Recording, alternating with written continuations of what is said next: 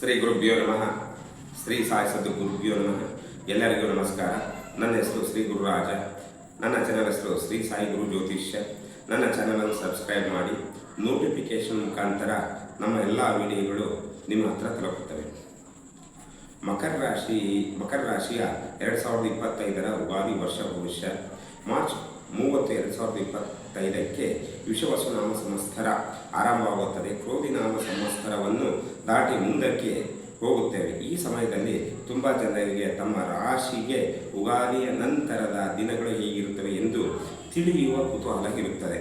ಮಕರ ರಾಶಿಯ ಉಗಾದಿಯ ಭವಿಷ್ಯ ಗ್ರಹಗಳ ಸ್ಥಾನ ಫಲಕಗಳ ಬಗ್ಗೆ ತಿಳಿದುಕೊಳ್ಳೋಣ. ಮಾರ್ಚ್ 30ರಂದು ಶನಿ ಕುಂಭರಾಶಿಯಿಂದ ತೊರೆದು ಮೀನರಾಶಿಗೆ ಪ್ರವೇಶ ಮಾಡಲಿದ್ದು, ಗುರುಗ್ರಹ ಮೇ ತಿಂಗಳಲ್ಲಿ ವೃಷಭ ರಾಶಿಯಿಂದ ಮಿಥುನ ರಾಶಿಗೆ ಸಂಚಾರ ಮಾಡಲಿದೆ. ರಾಹುಕೇತುಗಳು ಸಹ ಮೇ ತಿಂಗಳಲ್ಲಿ ತಮ್ಮ ಸ್ಥಾನವನ್ನು ಬದಲಾವಣೆ ಮಾಡುತ್ತವೆ. ಈ 4 ಪ್ರಮುಖ ಗ್ರಹಗಳ ಸ್ಥಾನದಿಂದ ಮಕರ ರಾಶಿಯವರ ಉಗಾದಿ ಫಲಗಳನ್ನು ತಿಳಿಯಬಹುದು. ಶನಿ ಮಕರ ರಾಶಿಯ 2ನೇ ಮನೆಯಲ್ಲಿ ಸಂಚರಿಸುವುದರಿಂದ ರಾಹು 4ನೇ ಮನೆಗೆ ಸಾಗುತ್ತದೆ. ಕೇತು 10ನೇ ಮನೆಯಲ್ಲಿ ಸಂಚರಿಸುತ್ತದೆ. ವಿಷುವಸುನಾಮ ಸಂವತ್ಸರದಲ್ಲಿ ಮಕರ ರಾಶಿಯ 6ನೇ ಮನೆಯಲ್ಲಿ ಗುರು ಸಂಚರಿಸುವುದರಿಂದ ಮಕರ ರಾಶಿಯ ಜನರಿಗೆ ಮಧ್ಯಮ ಫಲಿತಾಂಶಗಳು ದೊರೆಯುತ್ತವೆ. ಮಕರ ರಾಶಿಯ ಆರ್ಥಿಕ ಭವಿಷ್ಯ ವ್ಯಾಪಾರ ಉದ್ಯೋಗದ ಕ್ಷೇತ್ರಗಳಲ್ಲಿ ತುಂಬ ಲಾಭವಿದೆ. ಯಾವುದೇ ಕೆಲಸ ಮಾಡಿದರೂ ಉತ್ತಮ ಆದಾಯ ಪಡೆಯುವಿರಿ.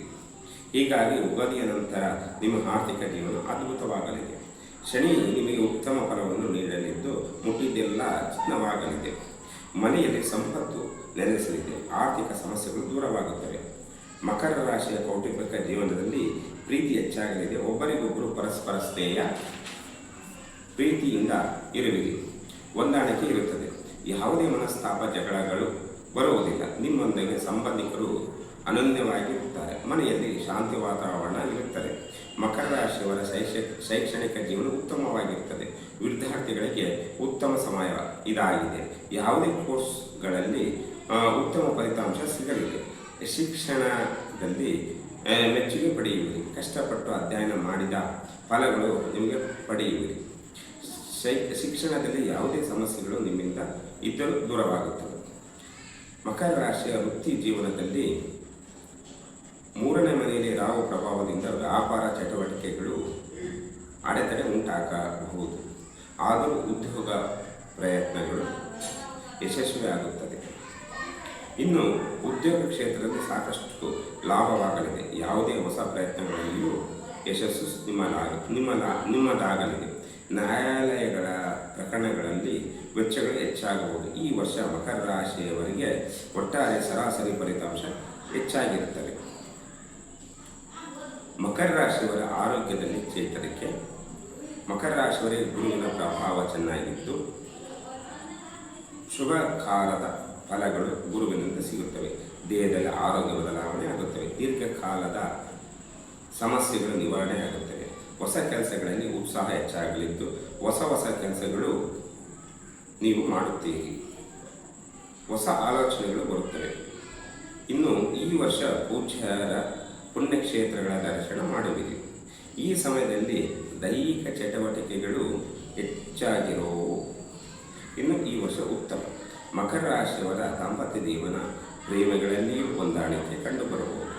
ವಿವಾಹಿತ ನಡುವೆ ತಾಳ್ಮೆ ಪ್ರೀತಿ ಹೆಚ್ಚಾಗಲಿದ್ದು, ಮಾತಿನ ಸ್ಥಾನದಲ್ಲಿ ಶನಿಯು ಹಠಾತ್ತನೆ ಜಗಳಗಳನ್ನು ಮತ್ತು ಗೊಂದಲಗಳನ್ನು ಮತ್ತು ಕೋಪಗಳನ್ನು ತರಬಹುದು ಅಥವಾ ಹೆಚ್ಚಾಗಬಹುದು.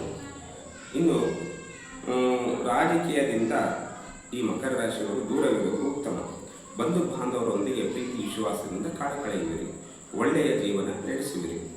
ಮಕರ ರಾಶಿಯವರ ಉಗಾದಿ ನಂತರ ನೂತನ ವಸ್ತು ವಾಹನ, ಸೈಟ್, ಹೊಲ, ಬೆಲೆ ಬಾಳುವ ವಸ್ತುಗಳು ಖರೀದಿಯ ಸಂಭವವಿದೆ. ಇನ್ನು ಮನೆ ಕಟ್ಟಬಹುದು, ಒಡೆಯುಗಳನ್ನು ತೆಗೆದುಕೊಳ್ಳಬಹುದು. ಉಗಾದಿ ನಂತರ ನಿಮ್ಮ ಎಲ್ಲ ಇಷ್ಟಾರ್ಥಗಳು ಸಿದ್ಧಿಯಾಗುತ್ತವೆ. ಶತ್ರುಗಳು ತಮ್ಮ ಸೋಲನ್ನು ಒಪ್ಪಿಕೊಳ್ಳುತ್ತಾರೆ. ವಾದ ವಿವಾದಗಳಲ್ಲಿ ಗೆಲುವು ನಿಮ್ಮದಾಗುತ್ತದೆ. ಬಂಧು ಮಿತ್ರರು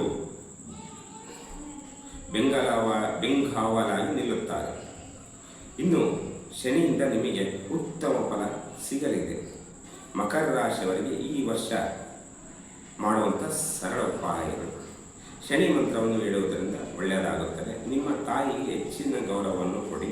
ಮಕರ ರಾಶಿಯವರು ಪ್ರತಿನಿತ್ಯ ಈಶ್ವರನಿಗೆ, ಶಿವನಿಗೆ ಕರೆಹಿಲ್ಲು ಹಾಗೂ ಹಾಲನ್ನು ಅರ್ಪಿಸಿ. ಕನಿಷ್ಠ 48 ದಿನಗಳವರೆಗೆ ಸೂರ್ಯನಿಗೆ ಪ್ರತಿನಿತ್ಯ ಅರ್ಘ್ಯವನ್ನು ನೀಡುವುದರಿಂದಲೂ, ಪ್ರತಿನಿತ್ಯ ಬೃಹಸ್ಪತಿ ಮಂತ್ರವನ್ನು ಪಠಿಸುವುದರಿಂದಲೂ ನಿಮಗೆ ಉತ್ತಮ.